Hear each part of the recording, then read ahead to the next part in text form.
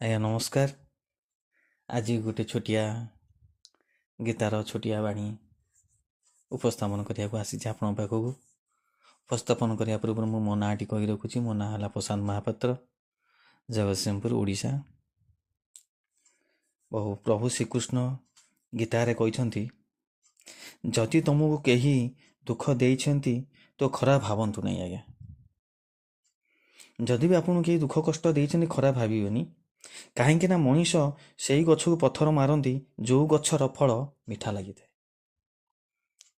ଏ ମଣିଷ ସେଇ ଗଛକୁ ମାରିଥାନ୍ତି ଯେଉଁ ଗଛର ଫଳଟା ମିଠା ଆଉ ସ୍ୱାଦ ଲାଗିଥାଏ, ସେଇ ଗଛରୁ ପଥର ମାରିଥାନ୍ତି।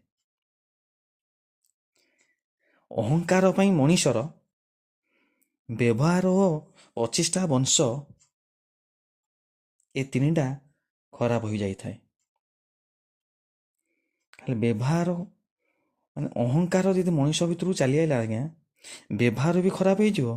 ପ୍ରଚେଷ୍ଟା ଯାହା ଆପଣ ଜୀବନ ସାରା ଯାହା କମିତେ ସିଏ ବି ଯିବ ଚାଲି, ବଂଶ ବି ବର୍ବାଦ ହେଇଯିବ।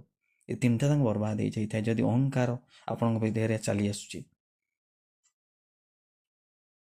ଯଦି ବିଶ୍ୱାସ ହେଉନି ତେବେ ଟିକେ ଥରେ ଭାବିକି ଦେଖନ୍ତୁ, ରାବଣର କ'ଣ ହେଇଥିଲା ଅବସ୍ଥା, କଂସର କ'ଣ ହେଇଥିଲା, କୌରବ ବଂଶ କେମିତି ନଷ୍ଟ ହେଇଥିଲା। କେବଳ ସେ ଅହଙ୍କାର ପାଇଁ ରାବଣ ବି ଯାଇଥିଲା, କଂସ ବି ବର୍ବାଦ ହେଇଛି, ଆଉ କୌରବ ବଂଶ ବି ବର୍ବାଦ ହେଇଛନ୍ତି।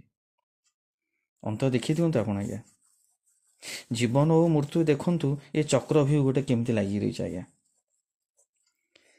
ଯେମିତି ମଣିଷ ପୁରୁଣା ବସ୍ତ୍ରଟା ନ ପିନ୍ଧିଲେ ଫୋପାଡ଼ି ଦେଇ ନୂଆ ବସ୍ତ୍ରଟି ବ୍ୟବହାର କରିଥାଏ, ସେମିତି ଆତ୍ମା ବି ସେମିତି ନୂଆ ମଣିଷ ଦେଖିଥାଏ। ଏହା ହିଁ ଦୁନିଆର ରୀତିନୀତି। ତେଣୁ ଅହଙ୍କାରକୁ ତ୍ୟାଗ କରି ମଣିଷ ସତ୍ମାର୍ଗରେ ଚାଲିବା ଦରକାର। ରହୁଛି ଆଜ୍ଞା, ନମସ୍କାର।